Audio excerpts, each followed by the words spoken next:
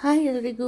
ಈ vlog ನಮ್ಮಮ್ಮನೇ start ಮಾಡ್ತಿರ್ತಾರೆ. ಯಾಕಂತಂದರೆ ನಮ್ಮಮ್ಮ ಏನು ನಿನ್ನನ್ನು ಮಾತ್ರ ಕವರ್ ಮಾಡ್ತೀಯ, ನೀನು ಮಾಡೋದು ಮಾತ್ರನೇ ಕೆಲಸನ, ನಾನೇನು ಕೆಲಸನೇ ಮಾಡಲ್ಲ, ನಾನು ಇಷ್ಟು ಕಷ್ಟಪಟ್ಟು ಬೆಳಿಗ್ಗೆ ಎದ್ದು ನಿನಗೆಲ್ಲ ಟಿಫಿನ್ ಬಾಕ್ಸ್ ಎಲ್ಲ ಪ್ಯಾಕ್ ಮಾಡಿಕೊಡ್ತೀನಲ್ವಾ ಅಂತೆಲ್ಲ ಡೈಲಾಗ್ ಹೊಡಿತಾಯಿದ್ರು. ಸೊ ಅವರು ನಾನೇ ಫಸ್ಟ್ ಬಿಟ್ಬಿಟ್ಟಿದ್ದೀನಿ. ಸೊ ಅದನ್ನೆಲ್ಲ ಹೇಳೋಷ್ಟರಲ್ಲಿ ನಾನು ಆಲ್ರೆಡಿ ರೆಡಿ ಆಗಿಬಿಟ್ಟಿದ್ದೆ. ಸೊ ಹಾಗೆ ಒಂದು ಸ್ವಲ್ಪ ಫೋಟೋ ತೊಗೊಂಡು ಸೆಲ್ಫಿ ವಿಡಿಯೋ ತೊಗೊಂಡು ಇನ್ನೇನು ಆಫೀಸ್ಗೆ ಹೊರಡ್ತಾಯಿದ್ದೆ. ಅಷ್ಟೊತ್ತಲ್ಲಿ ನಮ್ಮಮ್ಮ ಏನಂದ್ರು, ಬೇಗನೆ ಹೋಗ್ತಾಯಿದೆಯಾ ತಾನೇ, ಇನ್ನೂ ಟೈಮ್ ಇದೆ ಅಲ್ವಾ, ಒಂಚೂರು ದೇವ್ರ ಮನೆ ಕೆಲಸ ಮಾಡಿಕೊಟ್ಬಿಟ್ಟು ಹೋಗು ಅಂತ ಅಂದರು. ಸರಿ ಓಕೆ ಅಂತ ಅಂದೆ. ಆಚೆ ಬಂದು ನೋಡ್ತೀನಿ, ಬಾಗಿಲಿಗೆ ಅರಿಶಿನ ಕುಂಕುಮ ಇಟ್ಟಿರಲಿಲ್ಲ. ಸರಿ ಆಯಿತು ಅಂತ ಬಾಗಿಲಿಗೆ ನಾನು ಅರಿಶಿನ ಕುಂಕುಮ ಇಡೋಕ್ಕೆ ಶುರು ಮಾಡಿದೆ.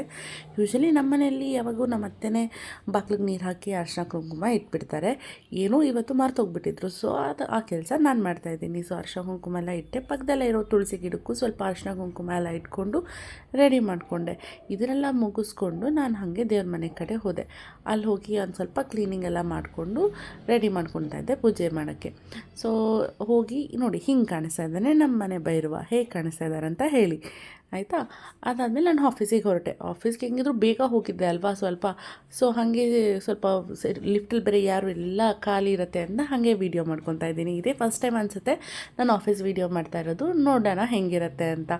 ಸೊ ಹಾಗೆ ಆಫೀಸ್ ಒಳಗಡೆ ಹೋದೆ. ಆಫೀಸ್ಗೆ ಹೋದ್ಮೇಲೆ ಇನ್ನೇನು ಕೆಲಸನೇ ಕೆಲಸ ಎಲ್ಲ ಮುಗಿಸ್ಕೊಂಡು ಮಧ್ಯಾಹ್ನ ಊಟಕ್ಕೆ ಹೋದ್ವಿ. ಮಧ್ಯಾಹ್ನ ಊಟ ಮುಗಿಸ್ಕೊಂಡು ಸಾಯಂಕಾಲ ಹಾಗೆ ವಾಕಿಂಗ್ ಬಂದ್ವಿ.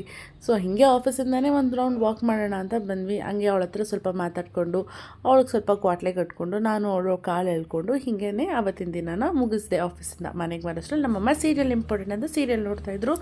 ಸರಿ ಅವ್ರನ್ನ ಸೀರಿಯಲ್ ನೋಡೋಕೆ ಬಿಟ್ಟು ನಾನು ಬಂದೆ, ಊಟ ಮಾಡಿ ದಬ್ಬಾಕೊಳ್ತಾ ಇದ್ದೀನಿ. ಸೊ ಇಷ್ಟೇ ಇವತ್ತಿನ ವ್ಲಾಗ್. ಮತ್ತೆ ಸಿಗೋಣ ಮತ್ತೆ ನಾಳೆ. Good night.